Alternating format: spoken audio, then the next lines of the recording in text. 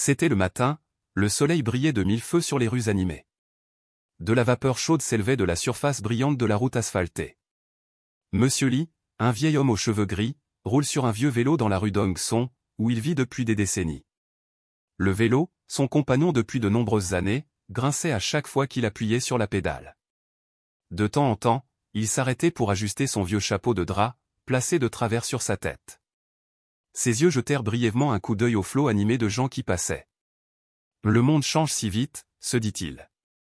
Les rues sont désormais bondées, la circulation est bruyante, il n'y a plus de place pour des gens comme moi et ce vélo.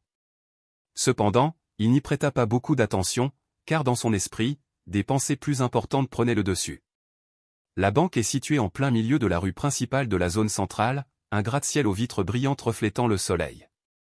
Le flot de gens entra et sortait, la plupart d'entre eux élégamment habillés et marchant avec assurance, en contraste total avec l'image de Monsieur Lee portant de vieux vêtements et des sandales en plastique usé. Il s'arrêta lentement devant la porte, redressant prudemment le vélo comme s'il avait peur qu'il tombe. Sortant un petit sac en tissu du chariot, il essuya la sueur de son front puis leva les yeux vers le grand bâtiment avec une certaine hésitation. « Est-ce que je fais la bonne chose ?» se demanda-t-il. Mais il secoua rapidement la tête, rejetant cette pensée. La porte vitrée s'ouvre automatiquement. Lorsqu'il entra, un souffle d'air froid provenant du climatiseur lui souffla directement au visage, le faisant légèrement frissonner à cause de l'énorme différence avec la chaleur extérieure. Cependant, avant qu'il ne puisse aller plus loin, une voix froide retentit, « Vieil homme, arrête !» Il leva les yeux et aperçut un jeune agent de sécurité musclé, vêtu d'un uniforme soigné, qui le regardait les bras croisés. Il jeta un coup d'œil à la chemise délavée et aux vieilles sandales, puis au sac en tissu qu'il tenait à la main. Avec un sourire narquois, il a dit, « Que faites-vous ici ? Cette banque n'est pas un endroit pour demander de l'argent. » Monsieur Lee a été abasourdi un instant puis a répondu d'une voix calme, « Je n'ai pas demandé d'argent, je suis venu déposer de l'argent. » Sa réponse courte a fait rire bruyamment l'agent de sécurité et plusieurs clients à proximité se sont tournés vers lui. Il secoua la tête et ricana, « Vieil homme, cette banque n'est pas une blague. » Déposer de l'argent ? Où puis-je déposer de l'argent ? Sans prendre la peine de répondre, Monsieur Lee ouvrit le sac en tissu et en sortit un vieux livret d'épargne, la couverture en papier était jaune, les coins étaient gondolés après de nombreuses années d'utilisation. Il a tendu le cahier devant l'agent de sécurité, la voix toujours calme, « Regardez, je ne plaisante pas. » L'agent de sécurité a hésité un instant mais n'a toujours pas compris, « Si vous avez quelque chose à faire, prévenez le personnel à l'intérieur. » Il s'est tourné vers un collègue à proximité et a souri, « Quelque chose de drôle s'est encore produit aujourd'hui. » À ce moment-là, une jeune fille, caissière, est sortie. La jeune fille a une apparence élégante, ses cheveux sont soigneusement attachés, mais ses yeux sont pleins de curiosité et de méfiance lorsqu'elle regarde Monsieur Lee. « Quel est le problème ?» elle a demandé. Ce type a dit qu'il était venu déposer de l'argent, mais vu à quoi il ressemble, pensez-vous qu'on peut lui faire confiance ? Répondit l'agent de sécurité, la voix pleine de sarcasme. La fille fronça légèrement les sourcils mais demanda quand même poliment, « Grand-père, as-tu besoin d'aide ?» Monsieur Lee a lentement répondu, « S'il vous plaît, vérifiez ce livre pour moi. » L'employé a pris le cahier des mains, gardant d'abord une attitude froide. Mais lorsqu'elle ouvrit le cahier et parcourut les chiffres à l'intérieur, ses yeux s'écarquillèrent soudainement. Elle a regardé Monsieur Lee avec des yeux complètement différents, « Oncle, s'il te plaît, attends un instant. » dit-elle d'une voix bégayante. Ne perdant plus de temps, elle se précipita vers l'intérieur, laissant l'agent de sécurité et les gens autour d'elle dans la confusion. Monsieur Lee s'est toujours assis calmement sur une chaise en plastique dans le hall de la banque, comme si tout n'avait rien à voir avec lui. Dans cette atmosphère tendue, quelques clients ont commencé à murmurer, « Qui est ce vieux bonhomme pour que le personnel soit si pressé ?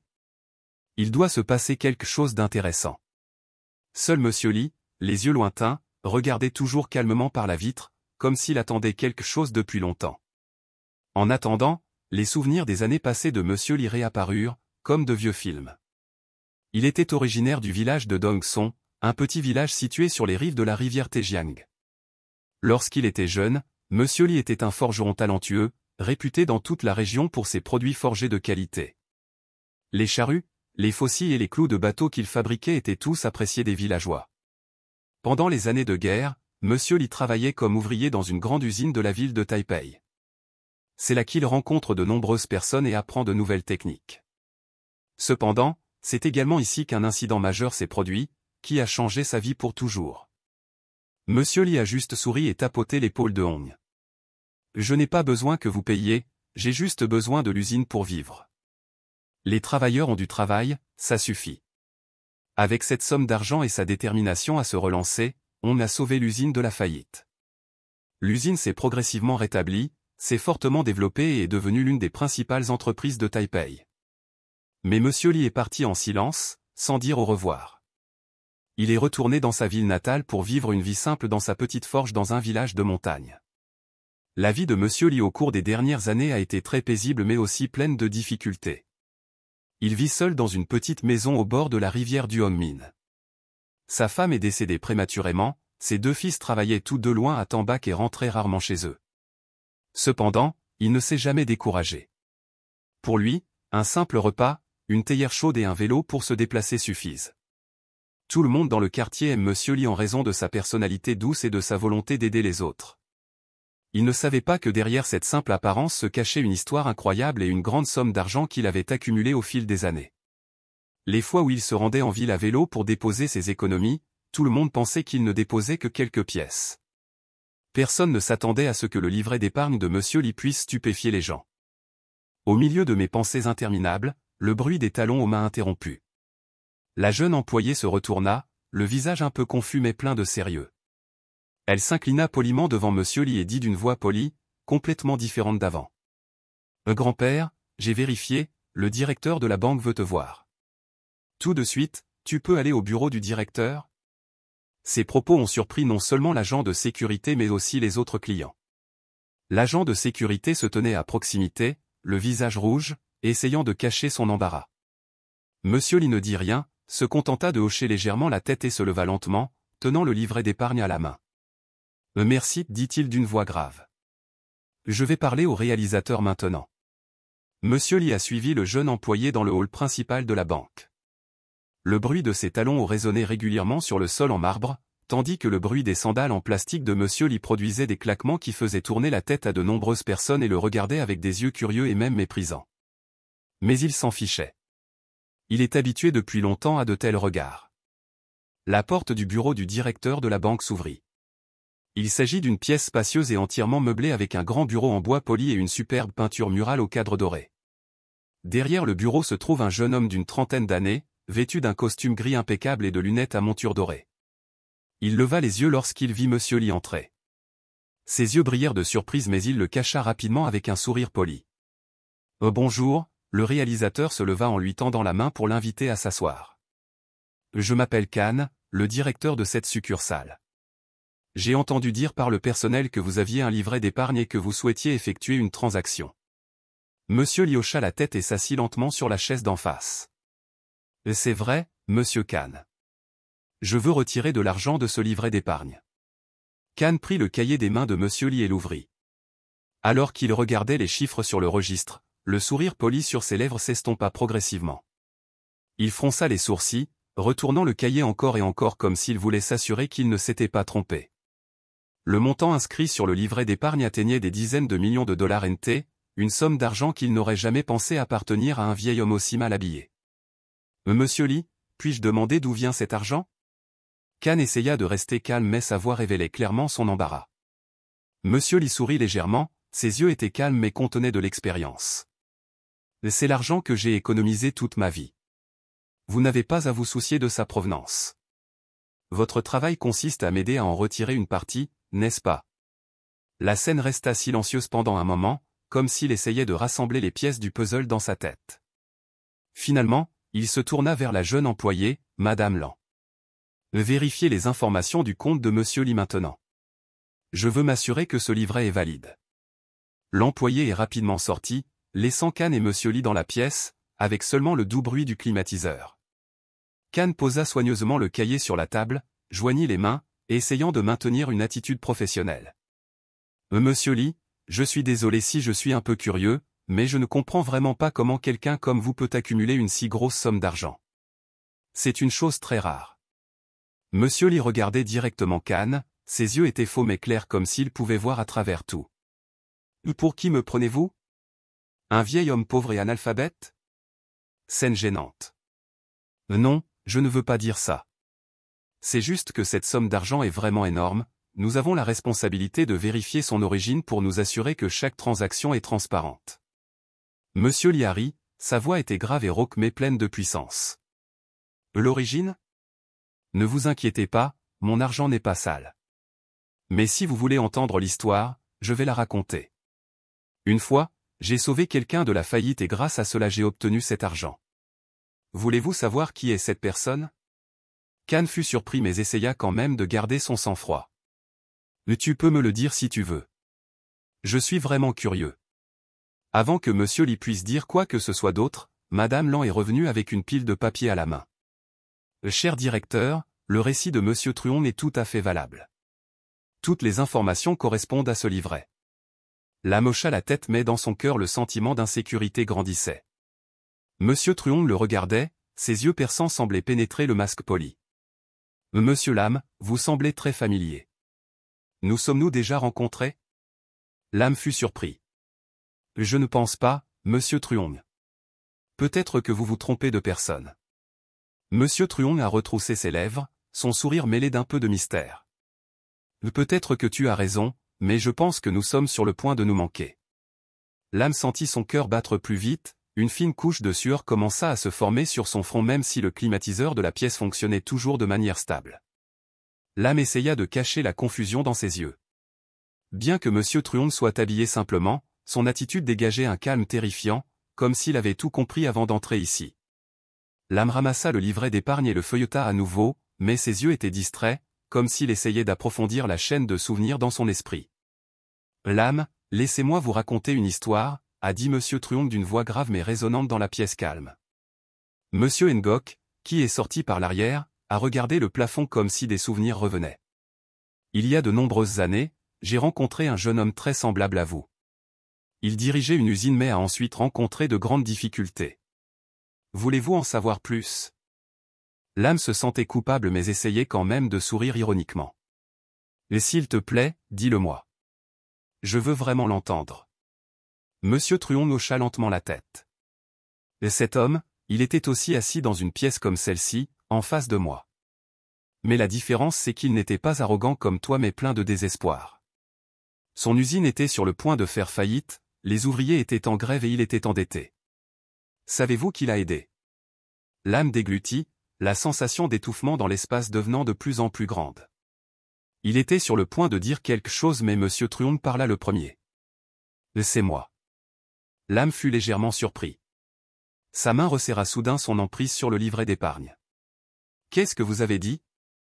Voulez-vous dire que vous avez aidé cette personne à surmonter des difficultés?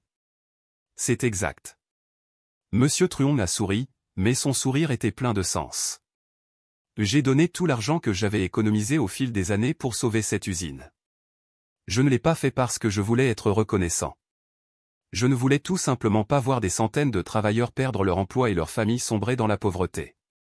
Mais malheureusement, cet homme m'a oublié depuis longtemps. Lam avait l'impression qu'il y avait une lourde pierre sur sa poitrine. Les vagues souvenirs dans sa tête devinrent peu à peu clairs. Le nom de Monsieur Truong résonnait dans sa tête comme une cloche bruyante. Vous, êtes-vous Monsieur Truong? Balbutia Lam, regardant le vieil homme devant lui avec surprise. Monsieur Truong hocha légèrement la tête. Mais tu te souviens, n'est-ce pas? Tu étais jeune à l'époque. Ton père était l'homme que j'ai sauvé. Lam semblait abasourdi. Son père, Monsieur Oa, a raconté cette histoire à plusieurs reprises au cours des derniers jours de sa vie.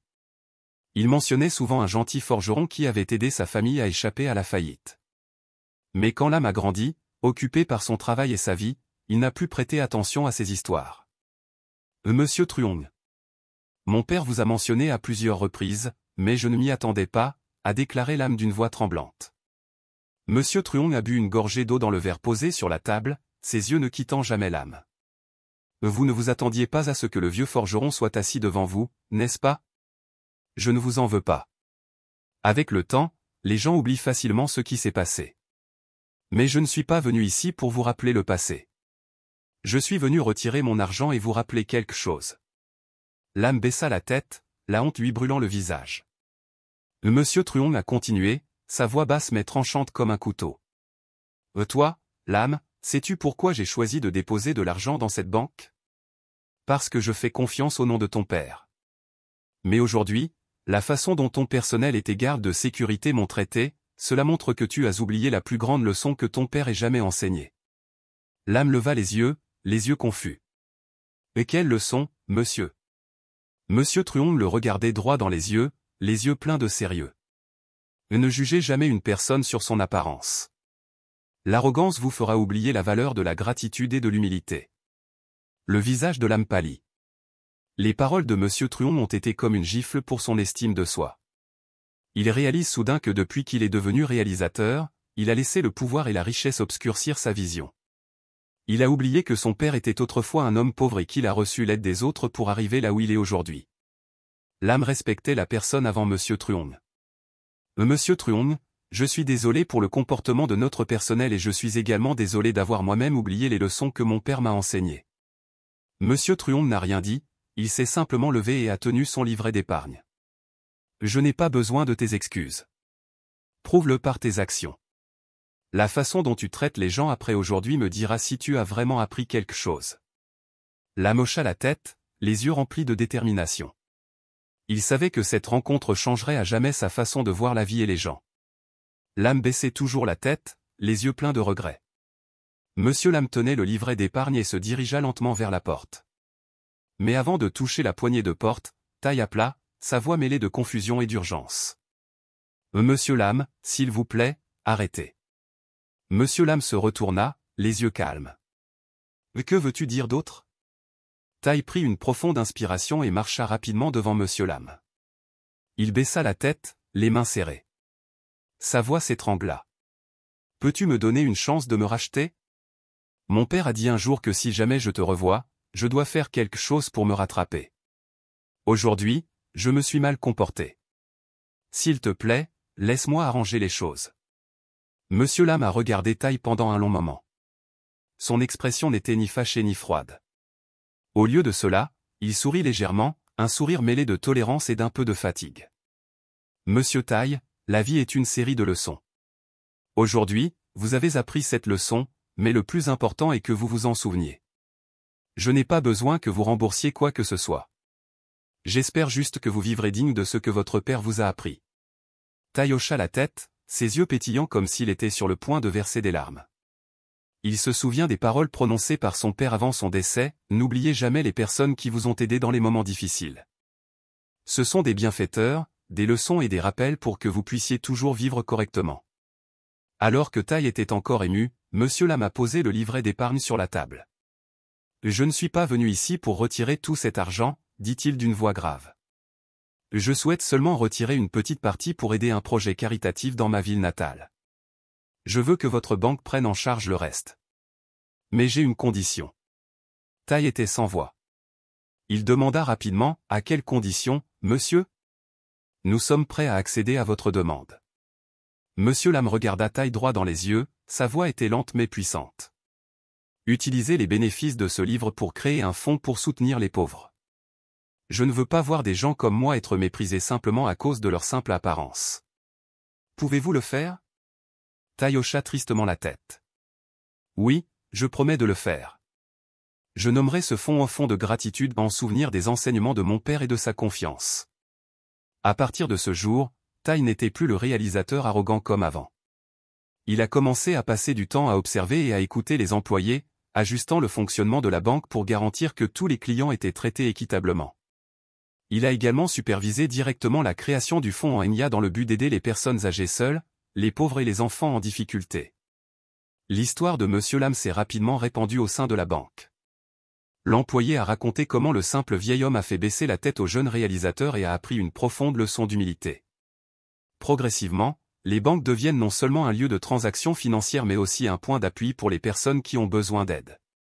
Quant à Monsieur l'âme, il est retourné au village de Desson et a continué sa vie simple avec une petite maison et un vieux vélo. Chaque matin, il fait le tour du village à vélo, rend visite à ses voisins, discute et les aide dans de petites choses. Mais aujourd'hui, il n'est plus seulement un vieil homme vivant en paix, mais il est également devenu un symbole de gentillesse et de fermeté au sein de la communauté. Sous le banyan devant la maison, une lettre a été envoyée par la banque. À l'intérieur se trouve une photo de la personne reconnaissante, accompagnée d'une note manuscrite, « Merci, la personne qui m'a donné la plus grande leçon de vie. Ce quartier a été créé grâce à votre croyance. » Signé Taï. Monsieur Lam a souri, a posé la lettre sur la table et a siroté du thé chaud. Dans cette vie, tant que les gens savent vivre avec bienveillance, cela suffit. L'histoire de Monsieur Lam ne s'est pas arrêtée au sein de la banque mais s'est rapidement répandue à l'extérieur. Chaque personne qui entend l'histoire a sa propre interprétation, mais tous y voient une leçon claire sur l'humilité et la valeur de la gratitude. Même ceux qui ont vu Monsieur Lam se faire arrêter par la sécurité ce jour-là ont ressenti des remords et ont silencieusement changé leur façon de voir les autres. Qui en Enya est devenu l'un des projets remarquables de la banque, bénéficiant d'un grand soutien de la part des clients et de la communauté. Chaque mois, le quartier organise des programmes caritatifs, soutient les pauvres, construit des maisons de charité et attribue des bourses aux enfants studieux. Taï, en tant que directeur, supervise personnellement les activités du fonds. Chaque fois qu'il offre un cadeau ou rencontre quelqu'un qui reçoit de l'aide, il se souvient de l'image de Monsieur Lam, la personne calme qui a laissé une profonde impression dans sa vie. Tout a commencé avec un simple vieil homme et un vieux vélo. Taï disait souvent en racontant l'histoire à ses nouveaux collègues, « Non seulement moi, le personnel de la banque a également changé progressivement. » L'agent de sécurité Eun, qui a arrêté autrefois Monsieur Lam, est maintenant devenu un agent de sécurité exemplaire, traitant toujours poliment les clients, peu importe qui ils sont. Il a également participé lui-même à des programmes de bénévolat afin d'expier ses erreurs et d'apprendre de Monsieur Lam. Dans le village de Desson, Monsieur Lam est devenu une histoire inspirante pour tout le monde. Les gens racontent souvent cette histoire, il a sauvé une famille de la faillite, a sauvé toute sa vie pour aider les pauvres, puis a donné des leçons de vie à un jeune réalisateur. Les jeunes du village, chaque fois qu'ils voyaient Monsieur Lam passer à vélo, ils s'arrêtaient pour lui dire bonjour. Ils le respectaient, non seulement en raison de son âge, mais aussi parce que ses actions dépassaient de loin l'influence d'un être humain normal. Un jour, un groupe de journalistes de la ville s'est rendu au village de Desson pour interviewer Monsieur Lam après avoir entendu l'histoire. Mais il a refusé de se présenter devant les caméras, leur disant seulement une phrase, « Je suis juste une personne normale, l'histoire ne parle pas de moi mais de la façon dont les gens devraient se traiter les uns les autres. » Un matin de mars, Monsieur Lam a reçu une autre lettre de Taï, avec une invitation à assister à l'inauguration d'une école primaire nommée en Enya. L'école a été construite avec les fonds que Monsieur Lam a proposé de créer. Taï a écrit, « Cher Monsieur Lam, c'est notre façon d'honorer votre gentillesse et votre foi. Cette école apportera un avenir à tant d'enfants pauvres, en guise de remerciement de notre part à tous. » Même s'il ne voulait pas être le centre de l'attention, Monsieur Lam a quand même accepté l'invitation à y assister. Il est apparu à la cérémonie portant de vieux vêtements kaki, des sandales en plastique familières et un vieux vélo. Mais cette fois, personne ne le regarda avec dédain. Au lieu de cela, ils s'inclinèrent tous respectueusement. La cérémonie d'inauguration s'est déroulée dans une ambiance chaleureuse. Taï a personnellement conduit Monsieur Lam au podium, où se trouvait une pancarte gravée avec les mots « École primaire en Enya, dédiée au bon cœur ». Lorsque Monsieur Lam a tenu les ciseaux pour couper le ruban d'inauguration, tout le monde a applaudi.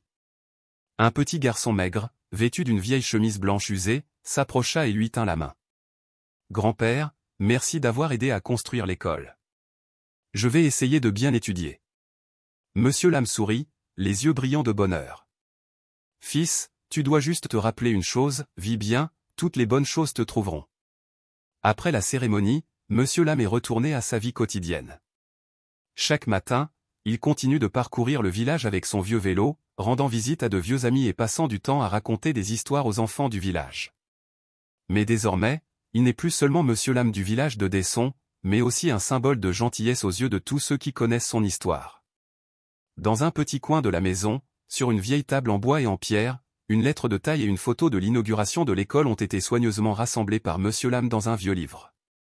Chaque fois qu'il les regardait, il souriait légèrement, prenait une gorgée de thé et se disait « La vie a juste besoin de faire ce qu'il faut, ça suffit. »